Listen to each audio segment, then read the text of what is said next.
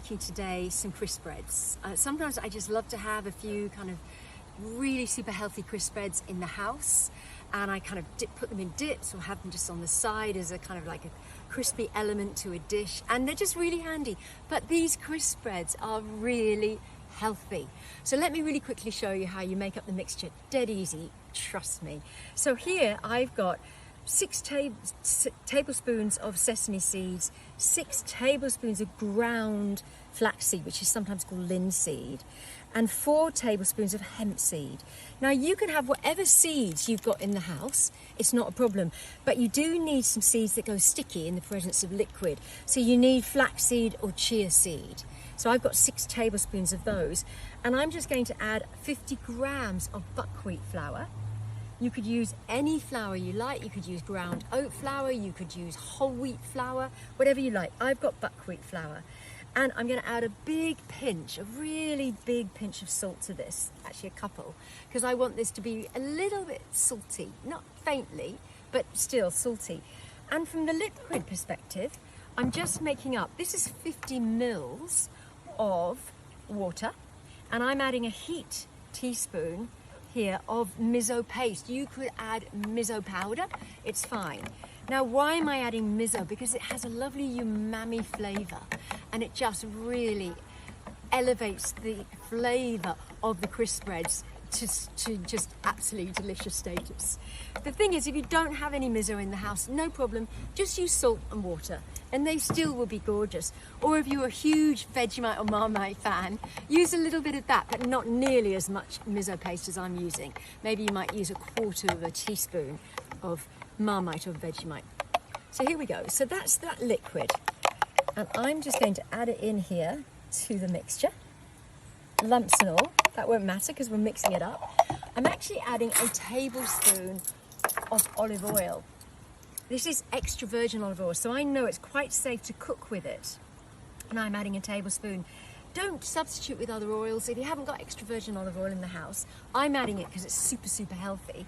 But just don't add any oil, other oil. Just add extra water, another tablespoon of water.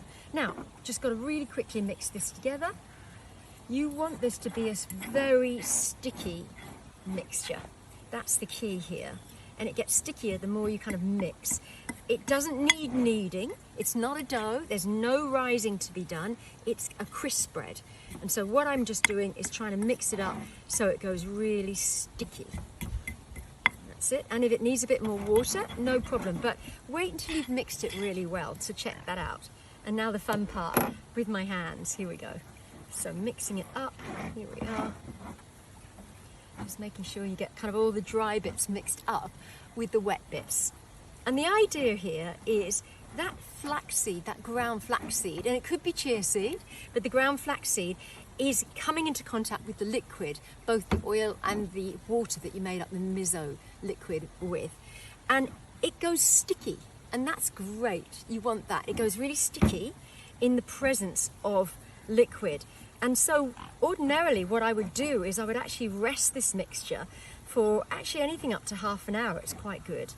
But I'm just going to show you how I roll it, and then I'll rest it after I roll it, because it's a really sticky mixture.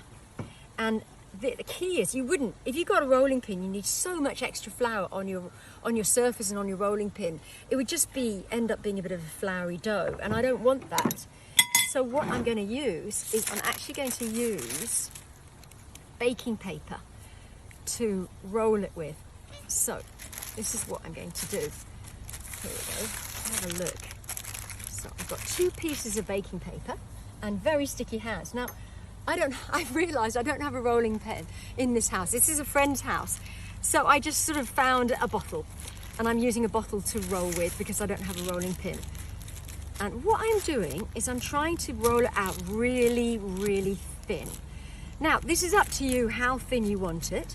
I get it to at least ½ a centimetre thickness, so really thin, sometimes thinner than that even. That's up to you. I try and be a bit even, but with this bottle, I'm not sure how well I'm going to do that. But I just wanted to show you how it works. There we go, do you see? And it's so easy to roll out when you've got the 2 sheets of paper. And then I would go and bake that in a very hot oven for, well, it depends on your oven, but probably I would bake it for a good 15 minutes. Now, I baked one earlier, and I wanted to show you. You're looking for it to start going crispy on the edges. I overbaked this. You can see I allowed it to go a little bit too far, and it got caught on the edges. But the point is, it's crispy. And then you break it into whatever size you want. And if you don't want to eat it straight away, you store it in an airtight container. It lasts for a good week at least, probably a couple of weeks. And if it goes slightly soft again, then whack it in a hot oven just for a couple of minutes and it will go crispy again. And I hope you enjoy it.